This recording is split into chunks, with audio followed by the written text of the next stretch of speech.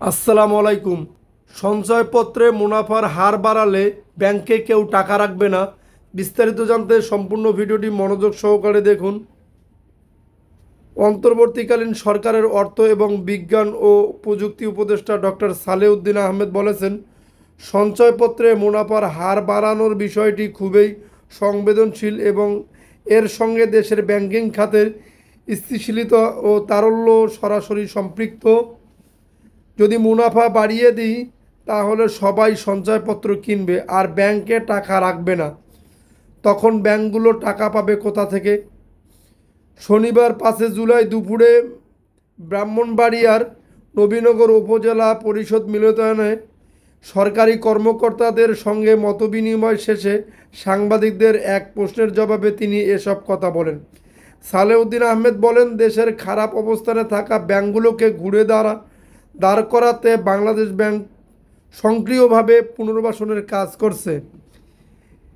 ইসলামী ব্যাংকের উদাহরণ টেনে তিনি বলেন, এই ব্যাংকে এখন ধীরে ধীরে আস্থা ফিরে আসছে। ব্যাংকিং খাতের সংস্কারে সরকার ব্যাংক রেজুলেশন অ্যাক্ট প্রণয়ন করেছে, যার মূল উদ্দেশ্য হলো আমানতকারীদের অর্থের নিরাপত্তা নিশ্চিত করা।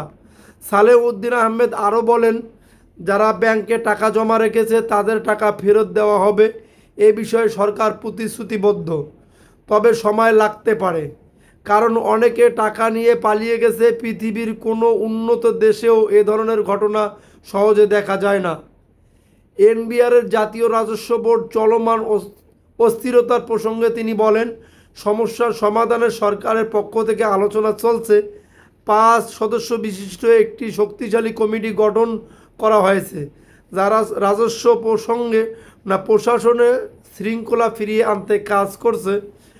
এ সময় ব্রাহ্মণবাড়িয়া জেলা প্রশাসক মোহাম্মদ দিদারুল আলম, নবীনগর উপজেলা নির্বাহী কর্মকর্তা রাজীব চৌধুরী এবং নবীনগর সার্কেলের অতিরিক্ত পুলিশ সুপার পিয়াস বকাশ সহ স্থানীয় প্রশাসনের অন্যান্য কর্মকর্তারাও উপস্থিত ছিলেন। ব্যাংকিং খাতের সকল নিউজ সবার আগে পেতে আমাদের চ্যানেলটি সাবস্ক্রাইব করে পাশে থাকা বেল বাটনটি অন করে রাখবেন।